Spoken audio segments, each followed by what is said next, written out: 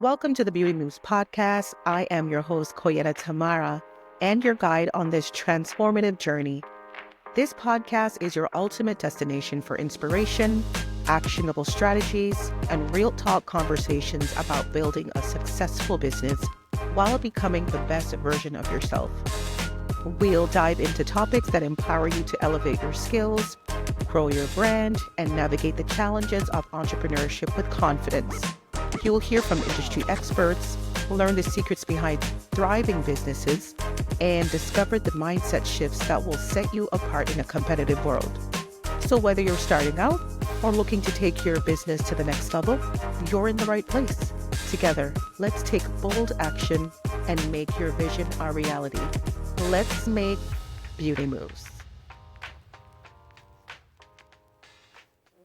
Welcome to another episode of Beauty Moves Podcast. I am your host, Koyeta Tamara. I hope you all are having a wonderful summer. You know, the kids are out from school, things may be a little hectic, and I'm hoping this podcast can take your mind off that for a second and get locked in on your business. The economy is economying, things are looking a little sideways. Nevertheless, things must go on, your business must go on. And I'm here to talk about a trap that keeps showing up in your business. It sounds like a compliment, and it is, but there's another layer to it that we're going to get into today. So let's talk about it. And I know that there are certain compliments every business owner loves hearing. Your clients are obsessed with you. You're so good to people. You remember everything. And honestly, this will make you feel really special. But most of us didn't start our business just to provide a service. That's not why you started. It wasn't just a service, right? We started them because we cared. We want people to be comfortable. We want people to feel seen. And we wanted them to walk away saying that experience was different, but different in a good way. That was good. But I want to ask you a question today.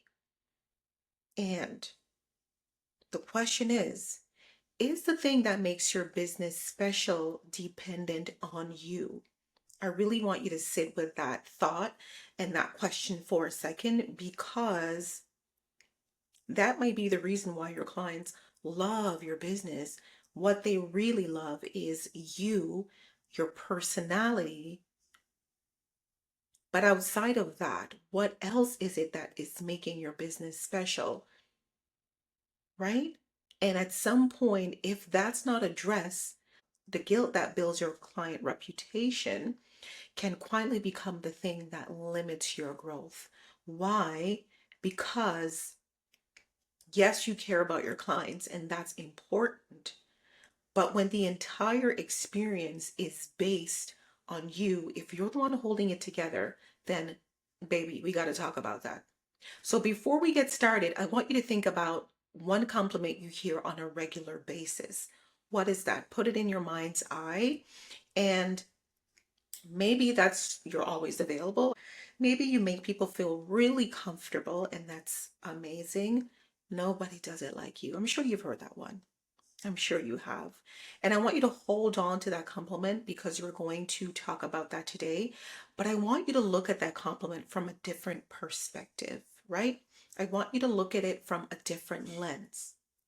And I know one of the hardest things about this issue is that it doesn't actually look like a problem in the beginning. It doesn't look like a problem. It actually masquerades as success. Why? Because your clients are happy, they keep coming back, they refer their friends, they leave amazing reviews, and your business has great reputation. People know your name, and because everything is working okay, you don't necessarily stop to ask yourself, is your business actually built to support me? Who's it benefiting here? Is it solely the client, or is it both of you? Because your business has to be a mutually beneficial business. It has to be a mutually beneficial arrangement. And if you're not looking and asking yourself that question, you may be thinking, how do I keep up? How do I move through the busy season? And what happens when busy becomes every season, though. Stop to think about that for a second. What if every season is truly busy? That's when you start to feel the weight and you realize that you're not just running a business, you're carrying the business. Okay. And if every person is coming to you because they don't know what to do, then that means someone has to figure out, and that someone is always you, which means your ability to handle something always means you're carrying it. If the only option is you, then you're carrying it. And that shouldn't be the only option. So I want you to picture a normal day in your business. Put it in your mind's eye right now and think about a day when it's just regular. Nothing is wrong. You walk in, you sit down, or your client sit down, and before that, your brain is already working. You remember who does what, who prefers this, who likes a massage a certain way, whatever the story or the script is, right? And the little details that make people feel cared for, which is actually a really great thing. And that's a gift. The gift of noticing things is really special because you pay attention and you make people feel really important. Then through the day, the questions do start coming. Someone on the team just needs clarification. A client needs something adjusted. Decisions need to be made. Problems need to be solved. And without even thinking about it, you step in because you solve the problem faster. I'm guilty of that. I'm so guilty of that. You know the answer because you've been doing this for years. And by the end of the day, everyone else sees a successful business owner. They see someone who has it together, but they don't see the mental tab that stays open. Your brain is constantly running. It never turns off. When you're with your family, you can't shut down and spend time with them because you're still at work. Your body is here, but your brain is over there. And that's what we don't talk about enough, right? And a lot of business owners think that their problem is that they need better boundaries, and boundaries are important. I really believe in boundaries, but they don't fix the problem underneath. Because if you keep answering the question, if you're the one that keeps stepping in or solving the problem, because the business doesn't have another place for that information to live, or you're not utilizing that place, you are comfortable allowing yourself to be the only source of information, and you're not allowing your team to go through the process of figuring out, you become the system. Information lives in you, and you become the training manual. You are the walking training manual. Your instincts have become the success, and that works for a while until it doesn't. Because your business can only grow as far as your personal capacity allows it to. It can only grow as far as you go. And that's the moment where you have to separate these two things, okay? Your gift. Your gift is important, but if the way you do business depends on your gift, if your ability to connect with people is a gift, and it is, your ability to notice details is a gift, your ability to create an amazing experience is a gift. But again, we're separating the two things. And the second part of that is when the business requires your constant presence to deliver that experience, the gift starts to cost you. So your gift is really cool. It's really important. It makes a difference. It makes you stand out. And the cost is where successful owners get stuck because nobody's telling you they have a problem. You're being celebrated. You're being praised. You're getting referrals. You're getting reviews. So they just keep going. Everything is just status quo. This is just what it takes. That's what you're telling yourself. This is what successful business owners do. And I'll create systems when things slow down. Have you ever been so busy that that's what you say to yourself? Or the other thing is, I'm right here. I could just give her the information. I'm right here. There's no need to search it up, right? So you allow yourself to be the information bearer. And slowly you become the bottleneck. You are great at what you do, But if everything has to pass through you, the decisions, the information, the relationships, the quality control, everything, the business that was created to give you freedom starts requiring more from you and starts taking more from you, your energy, your time. It may affect your family life. It's going to eventually affect your business and slow things down. And it's going to cost your team to become more reliant on you. So you're not going to be able to get the best from your team members if you are the only source.